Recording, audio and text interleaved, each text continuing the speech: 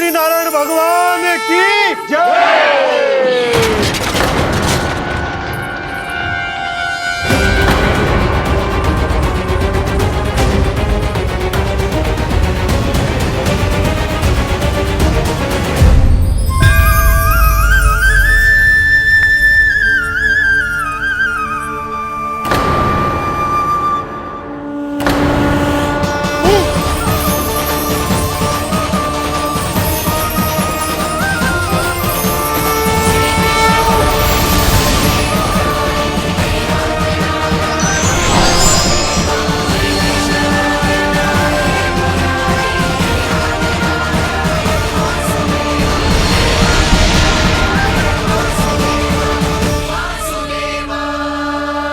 प्रभु,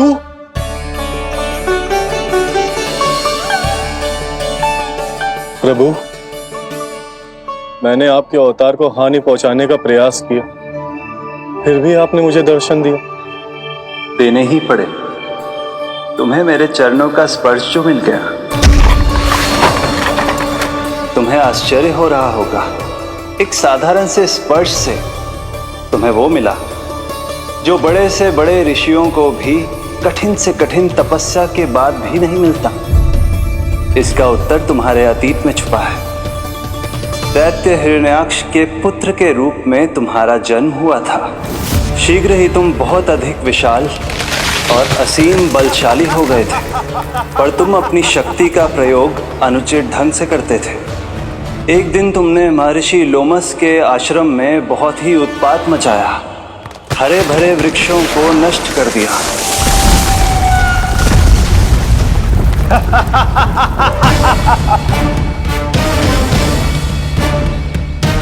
देख क्या रहे हो ऋषिवर? ये विशाल वृक्ष भी मेरे इस विराट तन के आगे कुछ भी नहीं है। जिसे स्वयं अर्जित तक नहीं किया, उस तन पर इतना अभिमान, तो सुन ले, जिनसे तेरा तन बना है उन्हीं पंच तत्वों में इसी क्षण ये विलीन हो जाएगा। ये मेरा श्राप है तुझे, मेरा श्राप है तुझे।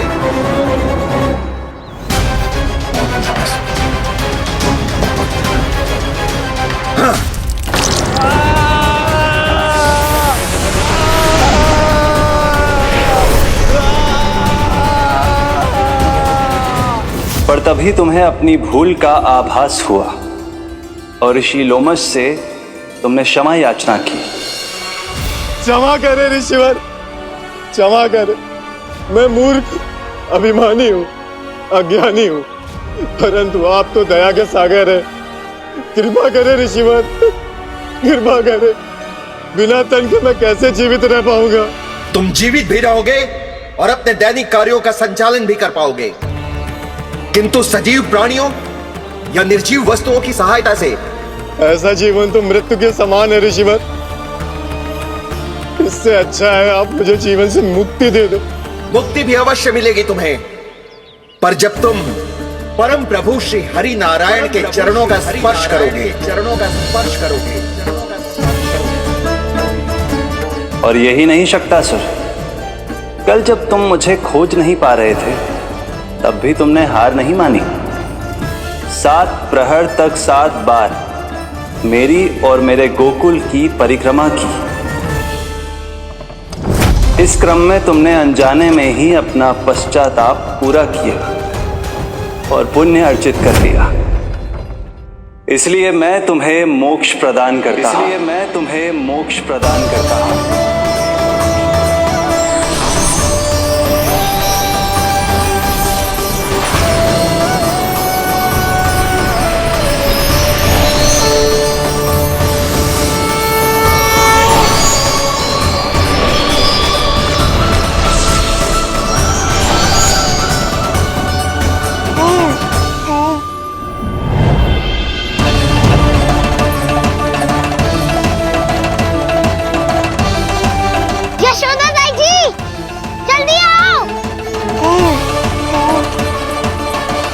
नीलमणि, मेरा लल्ला।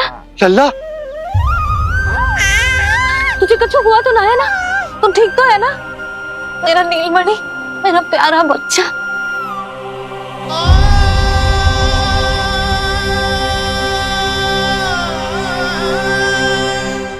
भोला, बंसी, ये सब क्या है?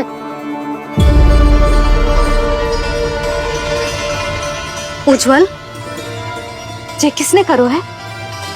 और देख, कहानी मत सुनाइयो। उज्जवल पुत्र, कैसे हुआ ये सब? किसने किया? और किसने? महाबली नीलमणि ने, बड़ी ताई जी।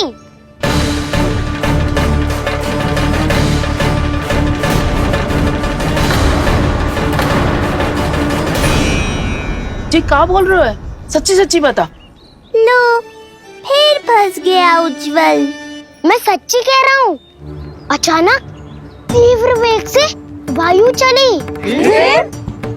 फिर ऐसे लगो जैसे कोई भूकंप आ रहा है। और फिर जब मैंने देखा तो ये सकट अपने आप हिल रही थी, खड़खड़ खड़खड़ खड़खड़ खड़खड़। और फिर मैंने साहस दिखाया और उस सकट को रोकने का प्रयास करो, पर सकट ना रुको। जे हिले ही जा रहा था, खड़खड़ खड़खड़ खड़खड़ खड़खड़ खड़खड़ खड़खड़। और फिर ऐसे ही हिलते हुए अचानक से आगे बढ़कर सीधा नीलमणि के ऊपर चला आए हो। फिर और फिर सकट भी हिल रहा था, खड़खड़ खड़खड़, और सकट का सामान भी हिल रहा था, थरथर थरथर। ऐसा लगो जैसे सकट नीलमणि को कुचलने को।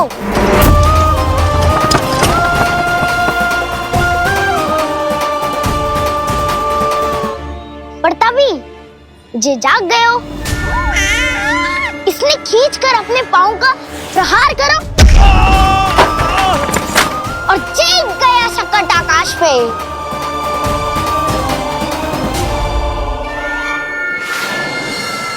और फिर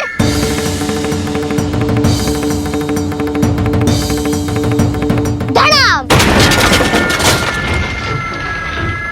सब भूमि पे गिरकर चकनाचूर।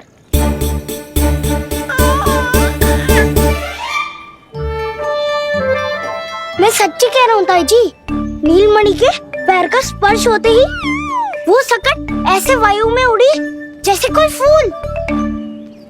अच्छा, और जो तेरे हाथ में ये माखन है, ये भी अपने आप उड़ के आ गया होगा ना? हाँ, मैं सच्ची कह रहा हूँ। सदा बड़पोलापन, ये अच्छी बात ना है लल्ला। सत्य बता।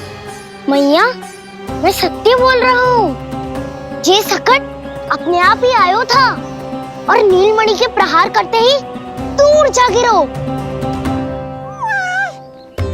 अरे, ये बड़बोले से पूछने से अच्छा है कि हमें स्वयं विचार करना चाहिए कि ये सकट टूटा कैसे। हाँ नंदराज, हाँ, हम भी आरती के लिए भीतर चले गए थे। हाँ। अरे, आप सब मेरा विश्वास क्यों ना कर रहे हो?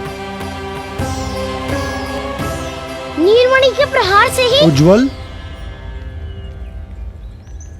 सकट बहुत पुराना था, पहिया ढीला होकर खुल गया होगा। यशोदा, अनेक कारण हो सकते हैं, चिंता करने की कोई आवश्यकता ना है। मैं चिंता क्यों करने लगी भला? मेरे नीलमणि के गले में रक्षा वाला कंठक पहले से ही है। और हम ये सब पूजा पाठ इतने विधि विधान से इसी के लिए तो कर रहे हैं, है ना पंडित जी? हाँ रानी जी।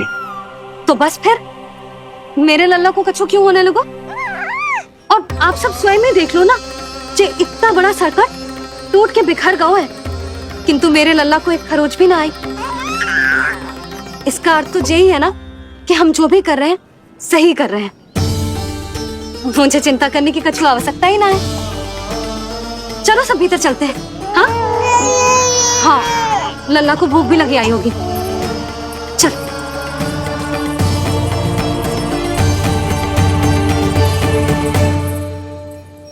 नंदराज जी, अब हमें भी आज्ञा दीजिए। प्रणाम पंडित जी। ध्यान कहाँ था तुम दोनों का? और अधिक सावधान रहने की आवश्यकता थी ना? क्षमा कीजिए नंदराज।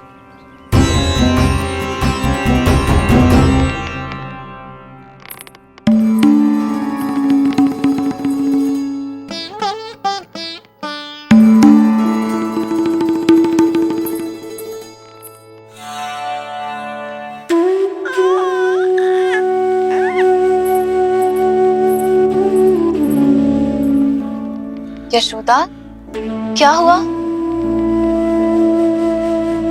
बोलो ना, क्या सोच रही हो? मुझे बहुत चिंता हो रही है जीजी। मेरे लल्ला के साथ कुछ ना कुछ दुर्घटना होती रहती है। अरे, अभी बाहर ही तुम सबको समझा रही थी, अब भीतर आते ही क्या हो गया तुम्हें? बाहर समझाने वाली मैं ना थी जीजी, वो तो गोकुल की रानी जसोदा थी। किंतु भीतर से मैं अपने नीलमणि की मैया हूँ, बस। और एक मैया को कितनी चिंता होती है, इसे आपसे अधिक कौन जान सकता है। बहुत बड़ा धक्का लगा है मैया को इस घटना से। अब तो ये मेरी रक्षा के लिए और भी अधिक चिंतित हो जाएंगी। यंत्र का कंठक, पूजा पाठ, इतने सारे प्रहरी, सुरक्षा के प्रबंध, यदि इतने सबके बाद भी मैं अपने लल्ला की रक्षा न कर पाई तो मुझसे अधिक अभागी कौन हो सकती है। मैं तुम्हारे मन की दशा समझती हूँ यशोदा। इसी चिंता के कारण ही तो मैंने आज तक अपने पुत्र को छुपा कर रखा है। मैं जानती हूँ जीजी, मैं समझती हूँ। मैंने तो नीलमणि के लिए इतने सारे संस्कार भी करो है, पूजा पाठ की है, किंतु मैंने तो आज तक अपने पुत्र का एक भी संस्कार नहीं किया है। आंसू पोंछ लीजिए बड़ी माँ, शीघ्र ही सब कुछ ठीक हो जाएगा। जब मैंने उसे जन्म दिया, उसके बाद से आज तक न उसे घर के बाहर लाई हूँ, न कोई संस्कार किया है। मैं तो उसका नामकरण भी नहीं करवा पाई हूँ यशोदा। उसके जन्म के समय स्वामी ने यह संदेश भिजवाया था कि उस कंस को हमारे पुत्र के बारे में तनिक भी भनक नहीं पड़नी चाहिए। तब से आज तक भय के छाव में जीती आई हूँ कि वो कंस कहीं हमारे पुत्र को भी ना मार दे, जैसे देवकी के सारे संतानों को मार दिया है। ये आशंका कभी सत्य नहीं होगी बड़ी माँ, मैं हूँ ना। माँ अपनी संतान के मन की बात बिना कहे ही समझ जाती है। आप भी समझ जाओ ना मैया।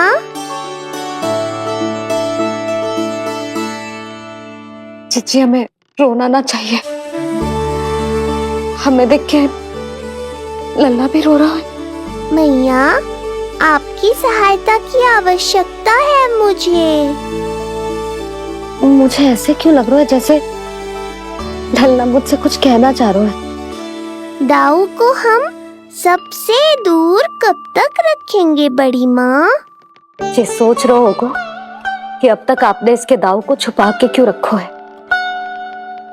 मैं उनसे मिलना चाहता हूँ मैया। चिच्ची, कितना मन करता होगा ना इसका अपने दाऊ से मिलने का। और आपके लल्ला का भी तो मन करता होगा ना कि अपने छोटे भाई को मिले। कितनी बातें करते हैं हम दोनों की इनके सामने।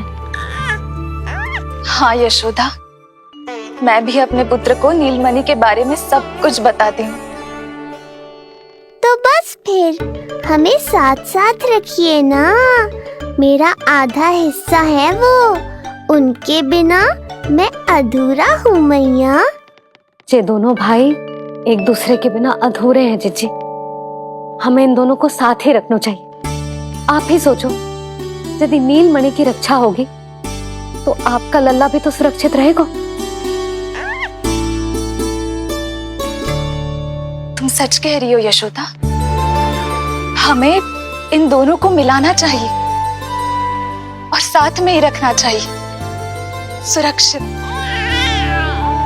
तब तो शीघ्र ही पंडित जी को बुलाकर हमें शुभ मुहूर्त निकलवाना चाहिए। शुभ मुहूर्त? हाँ, शुभ मुहूर्त। दोनों भाइयों के मिलन के साथ साथ उनका नामकरण संस्कार भी करवा देते। अब अपने दाऊ से मिलूंगा मैं।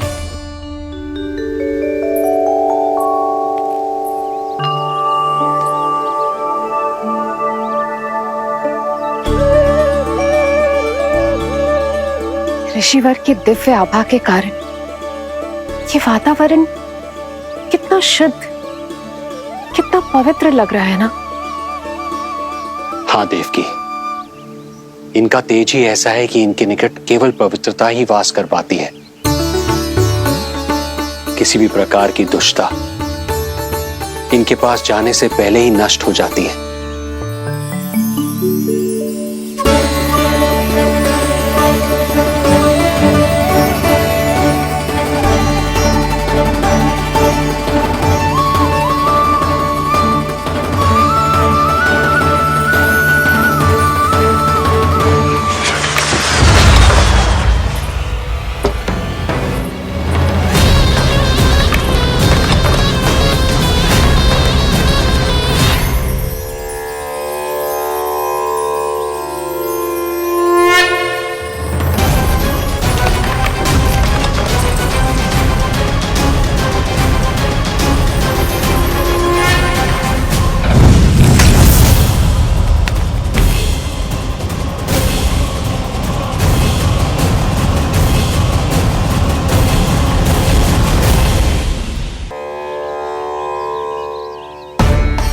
इनका तेज ही ऐसा है कि इनके निकट केवल पवित्रता ही वास कर पाती है। किसी भी प्रकार की दुष्टता इनके पास जाने से पहले ही नष्ट हो जाती है। यदि महर्षि की इच्छा के बिना मैंने भीतर प्रवेश किया तो कहीं ये मुझे श्राप ना दे दे। नहीं नहीं, इससे तो अच्छा है कि मैं यहीं आश्रम के बाहर रुकूं और यहीं से इन दोनों पर दृष्टि रखूं।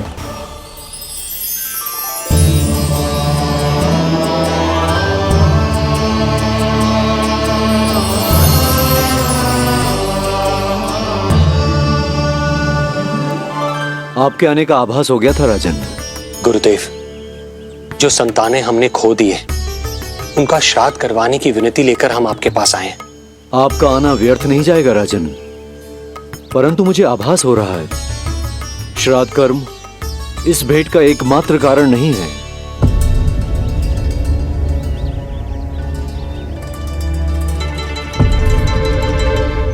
आपको उसकी या कंस की चिंता करने की कोई आवश्यकता नहीं है। निश्चिंत होकर बताइए कि आपकी इच्छा क्या है। गुरुदेव, वर्तमान में मेरी प्रथम पत्नी रोहिणी पुत्र सहित गोकुल में निवास कर रही है। हमारे उस पुत्र का और भाभी यशोदा के पुत्र का नामकरण संस्कार करवा दीजिए। बस यही हमारा सौभाग्य होगा। मुझे कुछ सुनाई क्यों नहीं दे रहा है? देवी रोहिणी से उत्पन्न आपका पुत्र यादव कुल का राजकुमार है और यादवों का गुरु होने के नाते उसका संस्कार कराना हमारा कर्तव्य है। परंतु यशोदा पुत्र का नामकरण वो आप मुझसे क्यों करवाना चाहते हैं?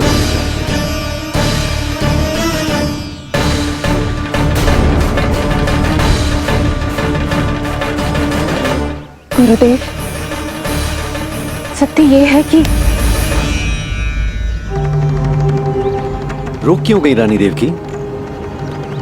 आपके मन में जो कुछ है कहिए। ये कैसी दुविधा में फंस गया मैं। यदि मैंने गुरुदेव को यशोदा पुत्र का सत्य बताया तो कंस को भी पता चल जाएगा, और यदि नहीं बताया तो कहीं ऐसा ना हो कि ऋषिवर ही बुरा मान जाए। लगता है आप दोनों की दुविधा मेरे अनुमान से भी बहुत बड़ी है। अपनी या अपने पुत्र की कुंडली लाए हैं राजन? जी गुरुदेव, अपनी कुंडली है मेरे पास। देवकी,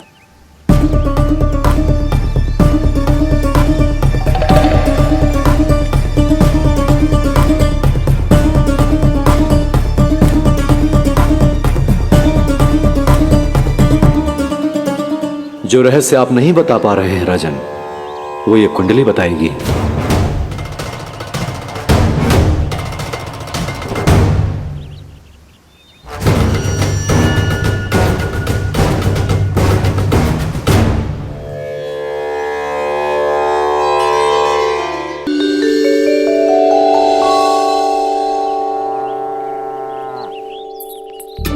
लल्ला, बता कैसी है जगदा?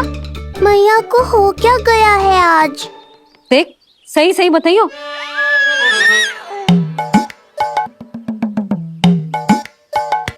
अच्छी है ना? पसंद आएगी ना उसे? हाँ? या फिर जे मोर पंख वाला मुकुट दे दूं? पहली बार मिल रहा है तू, उपहार तो देना चाहिए ना। पर बड़े तो वो है ना मैया, उपहार तो वो देंगे मुझे।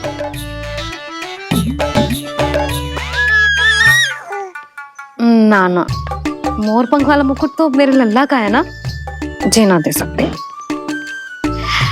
तेरे जैसा कोई कंठा क्या चांदी वाला कड़ा दे दूं? हाँ? इस मिलन के लिए मुझसे अधिक उतावली तो मैया है।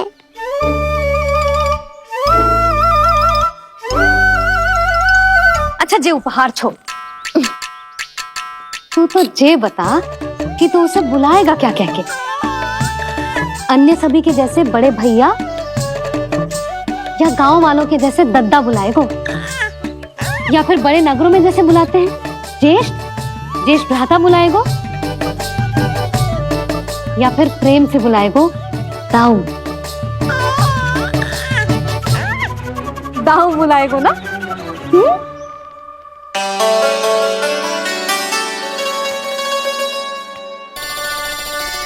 सुनो आपने, हमारे लल्ला ने निर्णय ले लियो, ये अपने भैया को ताऊ कहकर बुलाएगो। अरे वाह, लल्ला ने बोलना भले ही ना सीखो, परंतु तुम्हें बता दियो। और नहीं तो क्या, लल्ला कुछ कहे ना कहे माँ तो समझ जाती है ना लल्ला?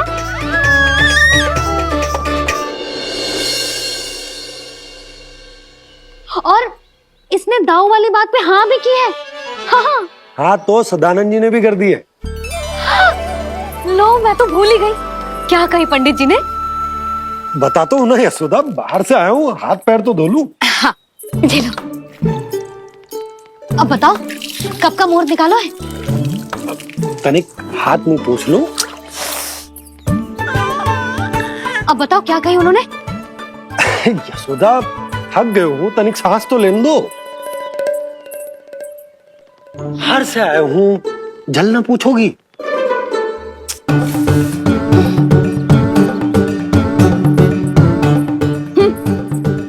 अब बता दो जी।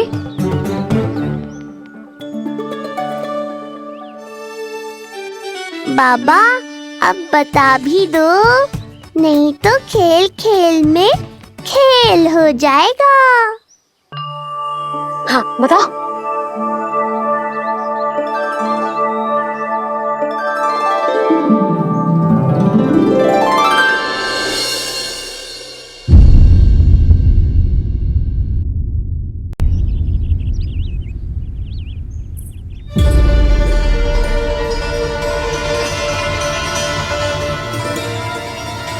हो क्या रहा है वहां?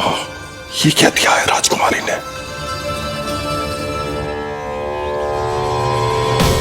गुरुदेव, शीघ्र ही कोई मुहूर्त बता दे तो बड़ी कृपा होगी।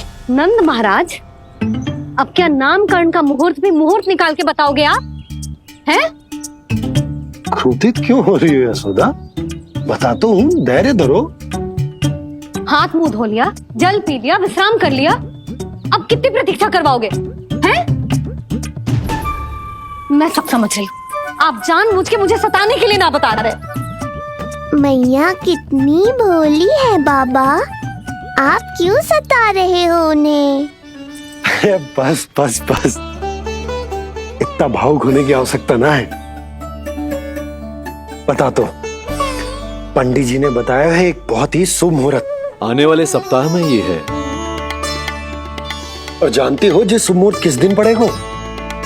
जिस दिन हमारा लल्ला पूरे 100 दिन का हो जाएगा।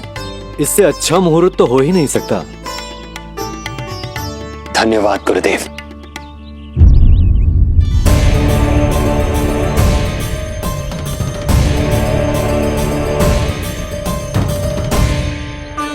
क्या हुआ गुरुदेव? कुछ समस्या है क्या? जो सत्य सारे संसार को पता है और जो संकेत ये कुंडली दे रही है, दोनों में विरोधाभास है राजन।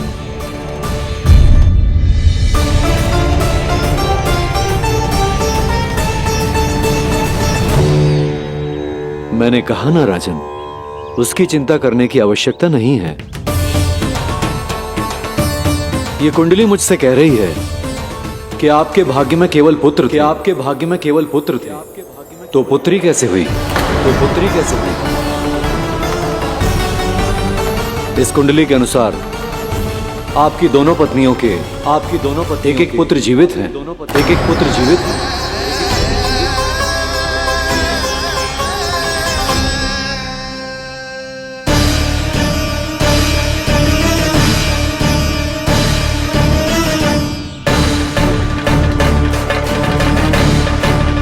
देवकी, गुरुदेव मैं कुछ कहने की आवश्यकता नहीं है राजन। मैं जानता हूं मेरे प्रश्नों के उत्तर कहां मिलेंगे। अरे कौन से प्रश्न और कैसे उत्तर? किस बारे में बात कर रहे हैं? ये लोग जो भी बात कर रहे हैं वो मुझे सुनाई क्यों नहीं थी? सही समय की प्रतीक्षा कीजिए राजन, आपके दोनों कार्य पूर्ण होंगे।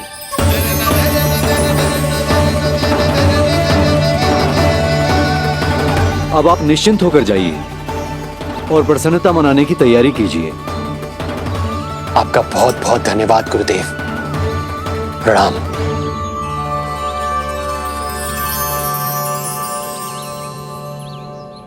सच्ची?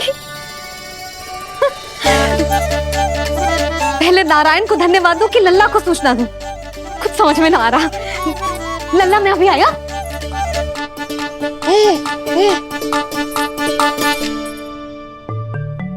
आपका बहुत बहुत धन्यवाद नारायण। अब शीघ्र ही मेरे लल्ला और उसके दाऊ को उनके नाम मिल जाएंगे, वो नाम जिससे वे पूरे संसार में पहचाने जाएंगे।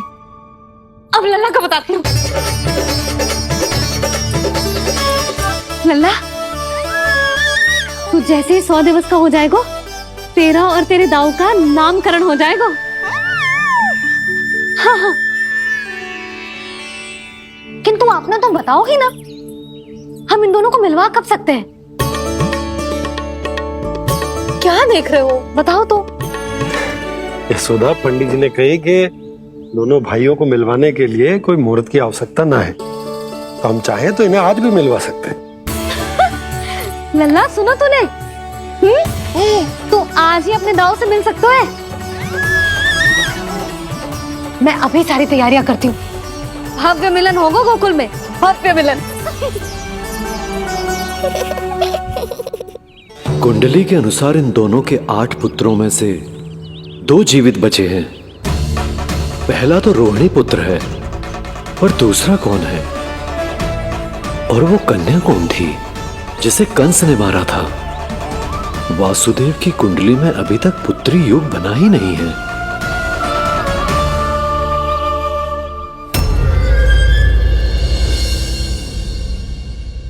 मुझको क्या मारेगा? अपनी आयु संभाल, काल तेरा अवतरित रूप है उसका।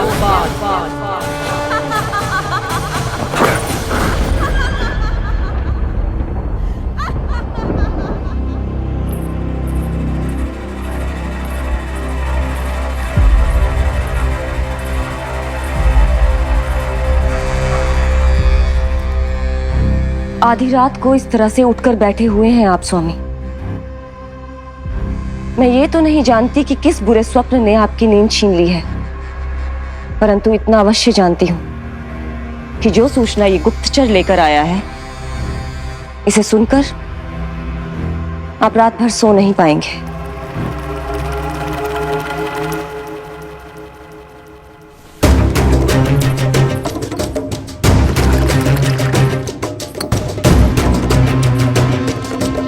क्या सूचना है?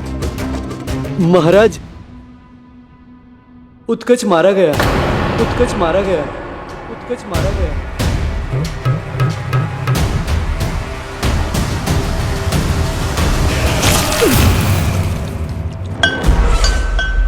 सूद वूद खो गए हो क्या अपनी? जो दिखता ही नहीं उसे मारा कैसे जा सकता है? इसने स्वयं देखा था महाराज, जिस शकट में समाकर शक्तासुर उस बालक को कुचलने वाला था, आपके शत्रु ने उसी शकट को चकनाचूर कर दिया।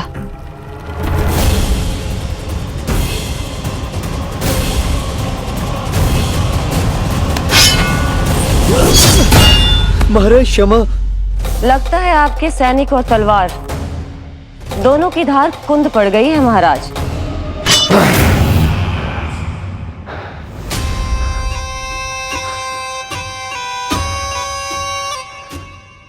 इस तलवार की धार पर अब तभी विश्वास दृढ़ होगा जब ये उस बालक के रक्त से स्नान कर लेगी।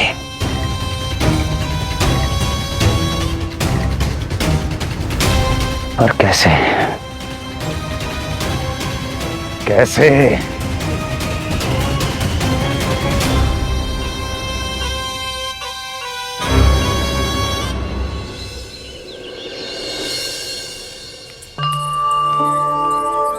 कैसी लगी तुझे दाऊ से मिलने की तैयारी?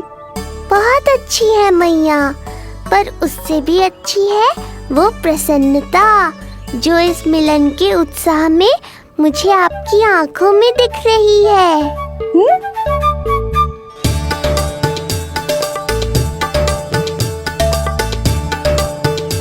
यशोदा, तुमने तो दो भाइयों के मिलन को भी त्योहार बना दिया। हाँ तो ये किसी त्योहार से कम थोड़ी ना है। ये शुभ दिन दोनों भाई के मिलन को पूरा गांव देखेगो। तो फिर अब बड़ी मैया को बुलाओ ना मैया। यशोदा जी, रोहिणी जीजी इतनी प्रतीक्षा क्यों करवा रही है? इतने दिवस से छुपा के रखे हो लल्ला को, अब तो शीघ्रता करनी चाहिए ना, है ना भाभी? प्रतीक्षा अवश्य की है, किंतु फल भी तो मीठा मिलेगा। आती होंगी रोहिणी जीजी।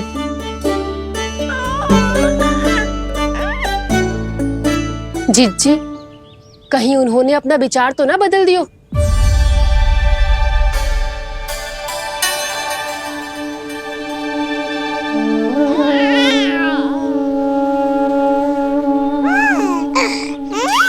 कितनी शीघ्र चिंतित हो जाते हो आप सब। देखो आ रहे हैं वो। लाल छुपा रखने को विवश थी नियति की सताई,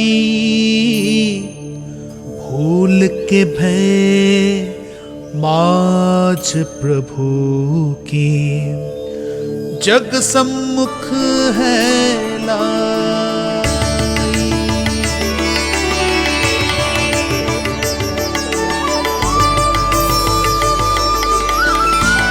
देखो तो कितनी मधुर मुस्कान है।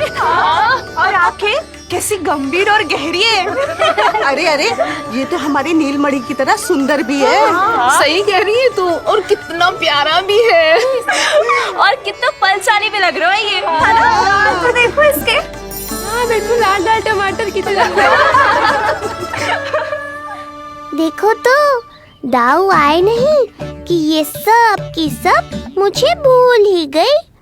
अरे हटो सामने से, मुझे भी तो देखने दो।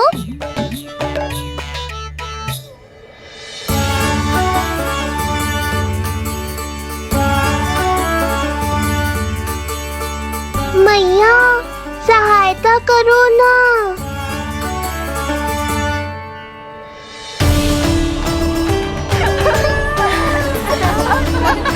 चलो हटो सब, हटो हटो हटो हटो सामने से। चलो दोनों भाइयों को एक दूसरे से मिलने तो दो।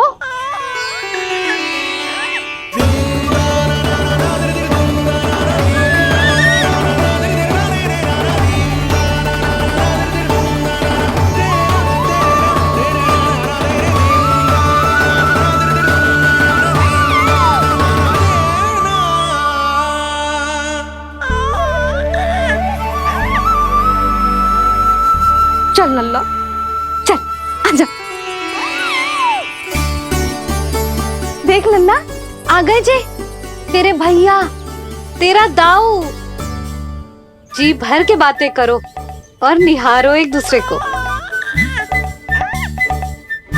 लाओ जिज्जी, आजा। ये रहे तेरे दाऊ। आओ जिज्जी।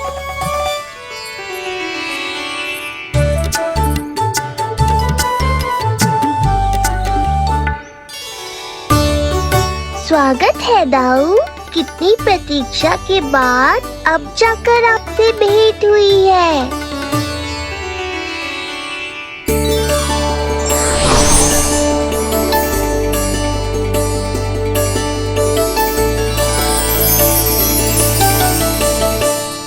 क्या हुआ दाऊ?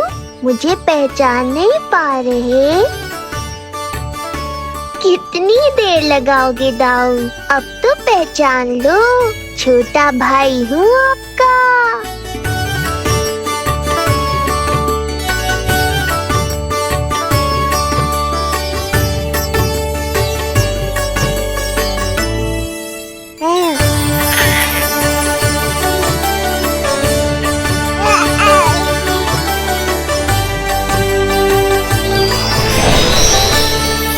देख प्रभु को भक्त शेष की आंखें है भर आई, भावुक हरि भी निहारे की अब मिलन की बेल आई।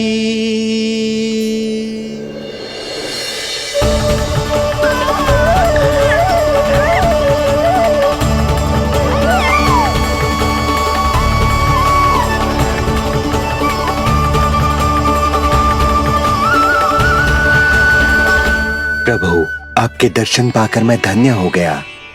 प्रभु नहीं, छोटा भाई पुकारो शेष। ये कैसे संभव है? आप नारायण हैं, मेरे प्रभु। ये जानते हुए भी मैं आपसे बड़ा कैसे बन सकता हूँ?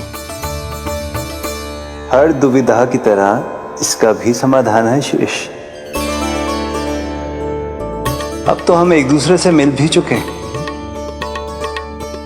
पृथ्वी पर हमारा सूत्र जुड़ चुका है, इसलिए समय के साथ तुम ये भूल जाओगे कि तुम्हारा ये भाई मेरा ही अवतार है। ये क्या कह रहे हैं प्रभु?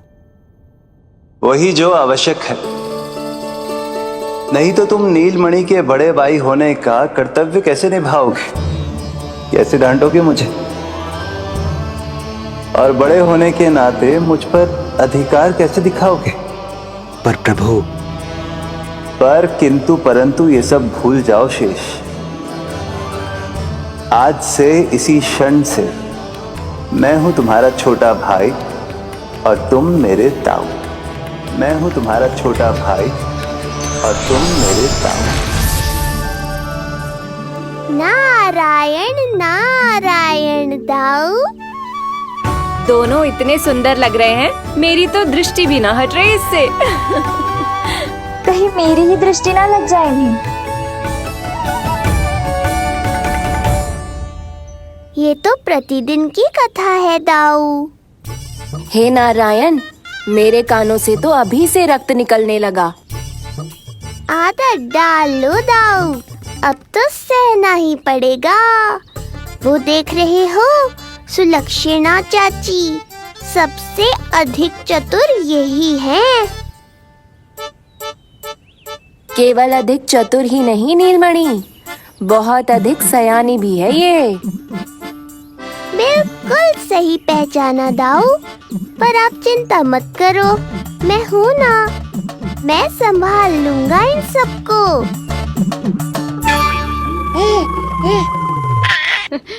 देखो तो जिज्जी, इन दोनों की दृष्टि एक दूसरे से ऐसी चिपक गई है कि अब हटने का नाम ही ना ले रही। ये सूचक है उस प्रेम के बंधन का जिसमें ये दोनों भाई आज के बाद सदा के लिए बंध जाएंगे।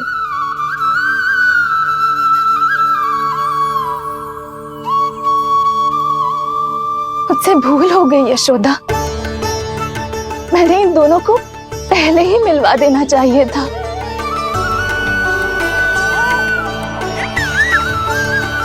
मैं कहती थी ना आपसे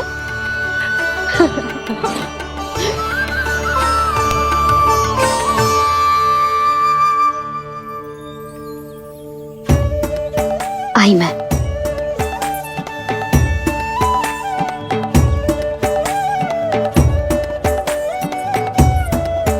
क्या सोच रहे हो ऐसे खड़े खड़े? देख रहा हूं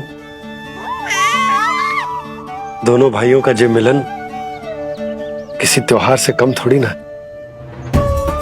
सही कहा था तुमने।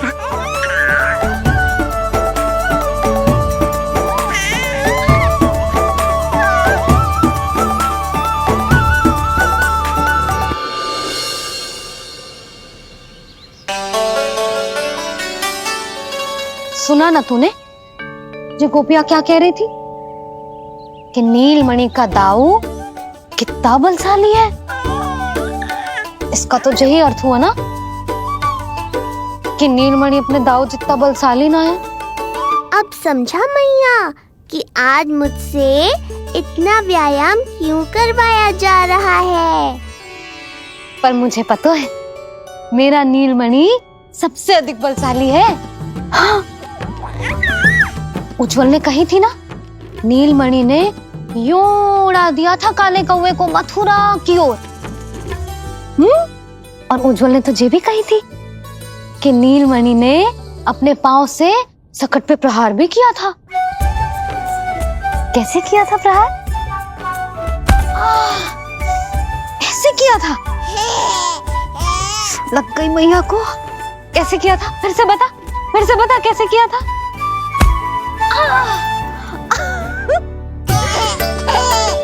मेरे लल्ला में कितना बल है। मैया को ही ढकेल दियो पीछे। अच्छा ही है कि आप उज्जवल के कहे को गंभीरता से नहीं ले रही, नहीं तो आपका ये रूप मैं कैसे देख पाता मैया। फिर से बता कैसे मारा था? कैसे मारा था?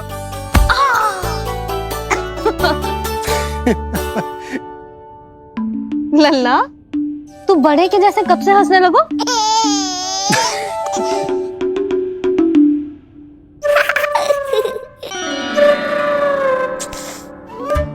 आप यहाँ क्या कर रहे हो? छुप छुप के मैया और लल्ला को खेलते हुए देखने के अतिरिक्त और कोई कार्य ना है आपके पास? कार्य तो है, पर यह अधिकार भी है कि मैं अपनी बड़ी सी पत्नी को अपने छोटे से लल्ला के साथ छोटे बालकों की तरह व्यवहार करते हुए देखूं। हाँ? अब देख लियो ना, अब जाओ अपना कार्य करो। कार्य तो कर लूंगा, परंतु मेरा पेट मुझसे कह रहा है कि इसे भूख लगी। भूख लग गई? भोजन का समय होगा। अभी लगाती हूँ भोजन।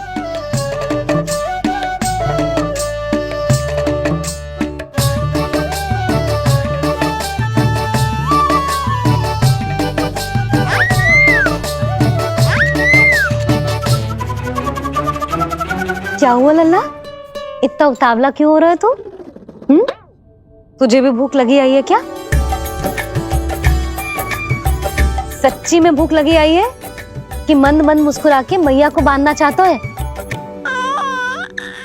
तनिक रुक जा, तेरे बाबा को भोजन परोस के यूं गई और यूं आई। मेरा अच्छा लल्ला। आई।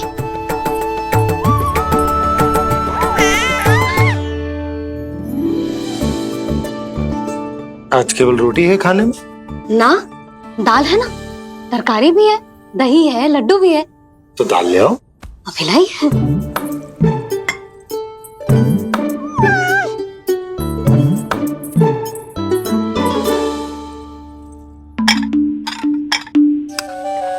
अवश्य भूख ही लगी होगी उसे।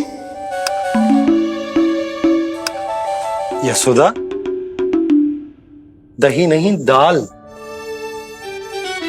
क्षमा करना, भूल हो गई।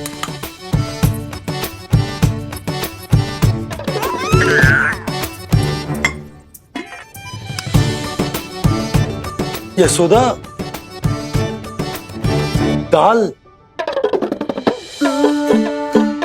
दाल।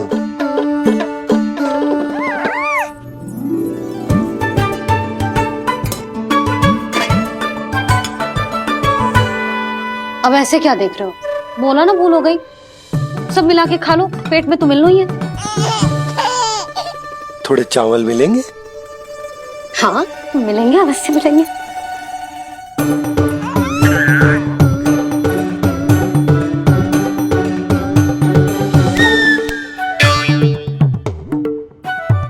लड्डू नहीं, चावल।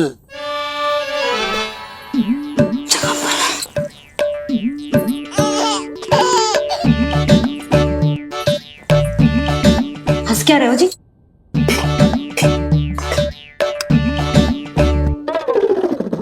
आज व्यायाम भी बहुत कस के करवाओ था मैंने, कहीं अधिक भूख तो ना लगी होगी। सच्ची है यशोदा, बिल्कुल ना बदले तू। पहले रामू की चिंता में व्याकुल रहती थी और अब हम नीलमणि में तुम्हारा मन लगा रहता। हाँ तो लल्ला भूखा हो और मैया का मन व्याकुल भी ना हो, ऐसा हो सकता है भला? फिर तो दूध पिला दो ना उसको। जाऊं? शीघ्र जाओ। किंतु आप तो खा रहे हो ना पतिदेव। वही तो यशोदा, मैं खा रहा हूं, किंतु वो भूखो है। जाओ। ठीक है। यहाँ थी तो लल्ला की भूख के लिए चिंतित थी, अब वहां जाएगी तो पक्का मेरे भोजन के बारे में चिंता करेगी। कहीं आधी ही भूख में ना उठ जाए तेरे बाबा, उन्हें कुछ और चाहिए होगा तो? सही कहा था बाबा ने, वहाँ मेरी चिंता थी, यहाँ बाबा की चिंता है। सच्ची मैया, अनोखी हो आप। अरे इतने से पेट भर गया तेरा? ना, ये वाली मुस्कुराहट तो मत ही दिखा मुझे। इतनी शीघ्र तेरा पेट भर ही ना सकता। मैया जानती है अपने लल्ला की भूख।